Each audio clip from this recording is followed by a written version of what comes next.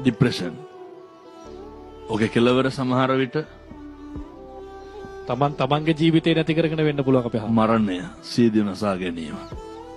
එතකොට දරුවන්ගේ ඒ වගේ ડિප්‍රෙෂන් වල මූලික ලක්ෂණක් තියෙනවනේ. දර කොණ්ඩේ යනවා, ඇස්සට කළු වෙනවා, කෙට්ටු වෙනවා, කණ්ඩ බෑ, කල්පනා කරනවා, නිින්ද යන්නේ නැහැ.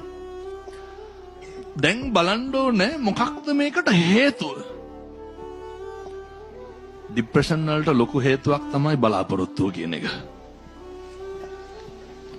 බලාපොරොත්තු වෙලා ඉන්න දේ නැති වෙච්ච ගමන් මොකද වෙන්නේ? මම දැන් මේක තුරුණු සිත හින්දා තරුණ සිත්වල තියෙන ප්‍රශ්නයක් කතා කරන්න. ඔය ලොකු ડિප්‍රෙෂන් තත්ත්වයක් ඇති වෙනවනේ. ඔය අර බලාපොරොත්තු වෙන ප්‍රේමය නොලැබුණහම මේවා තියෙනවනේ මේ සමාජ උනතර.